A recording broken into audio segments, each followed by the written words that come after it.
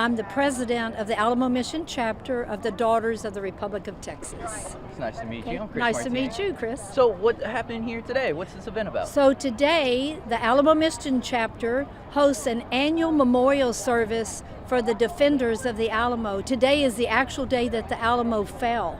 And so we have a solemn service where we honor the men. We bring a flag from every nation or every state that they came from. We present those flags in their honor. And then we have a guest speaker usually come from the military and give us a talk about how important the Alamo was and what it means to the world, which he did. And then we play taps. We honor them, we do Amazing Grace, and the whole purpose is to make sure that we're honoring the men who fought and died at the Alamo.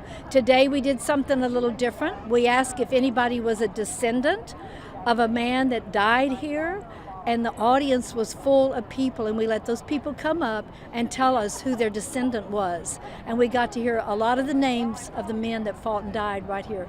It was really good. It was really good. So to speak about our guest speaker today, you always say every year we have someone from the military. If you can just speak about our guest speaker. So our guest speaker today was Major General Scott Sherman. He is with, he's a Deputy Commanding General, Support National Guard, and Commander of Task Force 51. Which I'm not sure what that means. But anyway, he works right directly with the general who is the top general that runs Army North here in town. And we were thrilled to have him come out. It's his first time. He didn't know what was going on. He said, I don't get introduced, and we said no. And then at the end of the service, he understood exactly why. It's not about us. It's really about the Alamo Defenders. We're here to honor the Alamo Defenders. That's what it's about. As you said, we've had previous guests from the military come. Every year we do this. How does it feel to know that someone that's currently serving still comes to honor the Alamo?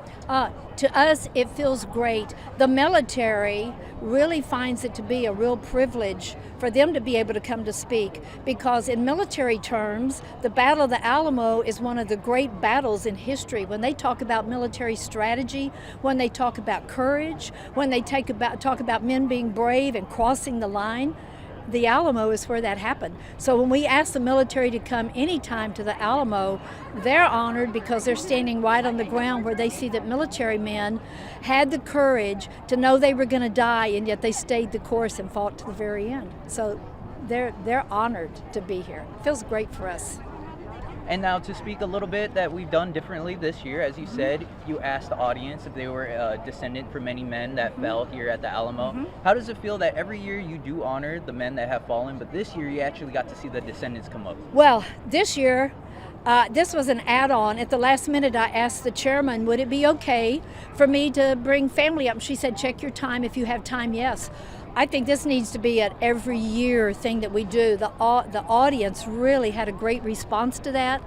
The family, I think, felt so honored that somebody took time to acknowledge that they were here honoring their ancestor who fought and died. We were down here on Texas Independence Day, and we said our independence was won in ink. It was written in ink, but it was won by the blood that happened at the Alamo. So it felt wonderful for us to be able to honor the ladies, the men who came down here to honor their ancestors. That was really good. My last question is, anything else that you want the public to know, anything that I feel like I skipped over? Alamo Mission Chapter was established in 1906, so we are celebrating our 120th anniversary next year. We've been down at the Alamo forever. We were custodians of the Alamo at one time. We're still very involved with Alamo Trust. We come down, we support them in every way that we can. And we just want people to know that the Daughters of the Republic of Texas Alamo Mission Chapter really supports the community. We support our town.